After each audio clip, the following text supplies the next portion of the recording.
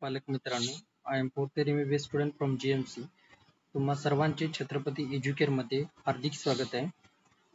काल नीट 2025 चा रिझल्ट आला. ज्या ज्या विद्यार्थ्यांना सर्वात चांगले मार्क मिळाले त्या सर्व विद्यार्थ्यांचे हार्दिक अभिनंदन.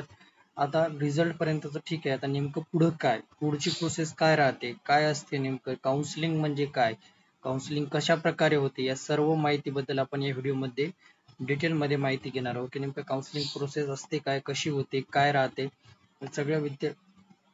सगळ्याबद्दल माहिती घेणार आहोत. तर विद्यार्थी मित्रांनो, ऑल ओव्हर इंडियामध्ये दोन प्रकारची काउन्सिलिंग होत असते. काउन्सिलिंग म्हणजे नेमकं काहीच नसते, फक्त तुमची कॉलेज लागण्यासाठी जी प्रोसेस होत असते तिला काउन्सिलिंग आपण असं म्हणत असतो. म्हणजे कॉलेजमध्ये ऍडमिशन होईपर्यंत जी काही प्रोसेस होत असते तिला आपण काउन्सिलिंग असं म्हणत असतो. आता विद्यार्थी मित्रांनो, ऑल ओव्हर इंडियामध्ये दोन प्रकारची काउन्सिलिंग होत असते. एक MCC कंडक्ट करते आणि एक करते स्टेट कंडक्ट करत असते. प्रत्येक राज्याची अलग अलग काउन्सिलिंग राहते. तर MCC ची जी काउन्सिलिंग राहते त्याला मेडिकल काउन्सिलिंग कमिटी ऑफ म्हणतात आणि स्टेटची राहते तिला प्रत्येक स्टेटमध्ये राज्य आहेत. प्रत्येक स्टेटनुसार वेगळे राज्य, जसे की महाराष्ट्राची MSCAT आहे, अदर स्टेटची जशी कर्नाटकाची KEC आहे, तर पंजाबची वेगळी, प्रत्येक राज्याची वेगळी असणार आहे. तर विद्यार्थी मित्रांनो, काउन्सिलिंग चालते नेमकी कशी, तर विद्यार्थी मित्रांनो, प्रत्येक काउन्सिलिंग मध्ये 3 ते 4 राऊंड होत असतात. प्रत्येक याच्यासाठी MBBS साठी, BMS साठी, BHMS साठी, BDS साठी, असे प्रत्येक याच्यासाठी ना असे 3 ते 4 राऊंड होत असतात. ते डिपेंड करते सीट्स किती आहेत त्या गोष्टीवर डिपेंड करत असते, की सीट किती उपलब्ध आहेत त्या गोष्टीवर डिपेंड करत असतात. तर विद्यार्थी मित्रांनो, जी स्टेट काउन्सिलिंग होत असते ती ऑल ओव्हर इंडियाच्या एका स्टेपने मागे राहते. म्हणजे समजा फॉर एक्झाम्पल, आज जर ऑल इंडिया काउन्सिलिंगची सुरुवात झाली तर पहिला राऊंड जोपर्यंत ऑल ओव्हर इंडिया MCC चा पहिला राऊंड, म्हणजे MCC चा जो फर्स्ट राऊंड होईल त्याच्यानंतरच स्टेटचा पहिला राऊंड होत असतो.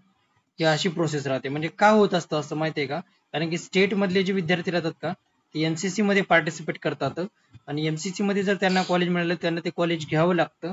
स्टेट मध्ये पार्टिसिपेट करू नये म्हणून MCC चा अगोदर राऊंड सुरुवातीला होतो, नंतर स्टेटचा होतो. सेकंड राऊंडचा पण तसं, सेकंड राऊंड MCC झाला त्याच्यानंतरच स्टेटचा सेकंड राऊंड होणार. त्याच्यानंतर थर्ड राऊंडचा पण same scenario, third round MCC चा झाला त्याच्यानंतर थर्ड राऊंड स्टेटचा होणार. इथपर्यंत फॉलो करले जाते MCC ला. इथून पुढचे जे राऊंड होतात का ते स्टेटचे आणि याचे अलग अलग होतात. म्हणजे त्याला स्ट्रे वॅकन्सी राऊंड असं आपण म्हणत असतो. स्ट्रे वॅकन्सी राऊंड असे दोन्हीकडे अलग अलग होत असतात. स्ट्रे वॅकन्सी राऊंड यांचं स्टेट म्हणजे वरच्या राऊंडशी काही घेणं देणं नाही. तर MCC आणि MCC ला सीट प्रत्येक कॉलेजमध्ये, म्हणजे MCC थ्रू आपण ऑल ओव्हर इंडियामध्ये कुठे पण ऍडमिशन घेऊ शकतो. कुठे पण ऑल ओव्हर इंडियामध्ये तुम्हाला जिथे जायची इच्छा असेल तुम्ही कुठे पण ऍडमिशन घेऊ शकता. आता MCC मध्ये काउन्सिलिंग कुणी कुणी करायला पाहिजेत, ज्यांना बघा, ज्यांना आता जास्त मार्क आहेत ते करू शकतात. ज्यांना मार्क चांगले आहेत, म्हणजे 600+ ज्यांनी मार्क आहेत त्यांनी MCC मध्ये तर करायला पाहिजेत. कारण की एक कसं आहे माहिती आहे की MCC थ्रू एम्स जे कॉलेज आहेत का, एम्स कॉलेज हे MCC थ्रू भेटले जाते. MCC कॉलेजची चॉईस स्पेलिंग MCC थ्रू होते, मेडिकल काउन्सिलिंग ऑफ कमिटी भरती जे असते ते.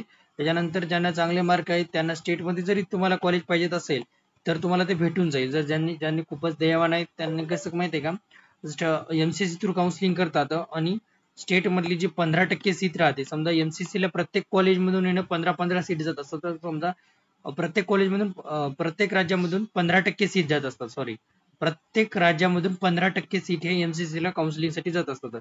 तर ती सीट घेण्यासाठी आपण जर MCC ला फॉर्म भरला तर MCC च्या फॉर्म थ्रू आपल्याला त्या 15% सीट मध्ये कॉलेज भेटून जाते व म्हणजे आपल्या राज्यातली एका विद्यार्थ्याचा बेनिफिट होतो.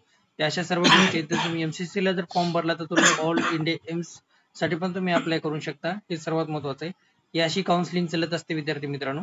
आता ही काउन्सिलिंग हळूहळू सुरू होणार. सुरुवातीला MCC ची काउन्सिलिंग सुरू होणार, नंतर आपली स्टेटची सुरू होणार. आता रिझल्ट आलेला आहे. आता सर्वात पहिले तर आपली MCC ची काउन्सिलिंग सुरू होईल एक म्हणजे 7-8 दिवसानंतर, नंतर स्टेटची.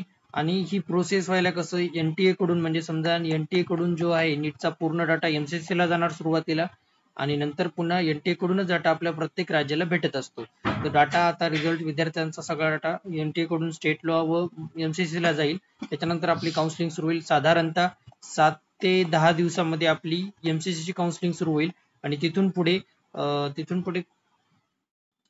10 दिवसात म्हणजे जवळपास 20 दिवसामध्ये स्टेटची काउन्सिलिंग सुरू होईल. साधारणतः स्टेटची काउन्सिलिंग 20 दिवसामध्ये सुरू होईल. काउन्सिलिंग अशा प्रकारे चालते विद्यार्थी मित्रांनो. आणि काउन्सिलिंग बद्दल तुम्हाला अजून जर काही माहिती लागत असेल तर तुम्ही आमच्याशी संपर्क करू शकता. पूर्ण माहिती तुम्हाला व्यवस्थितरित्या कळवली जाईल. धन्यवाद. आणि व्हिडिओ आवडल्यास व्हिडिओला लाईक करा व चॅनलला सबस्क्राईब करा. धन्यवाद.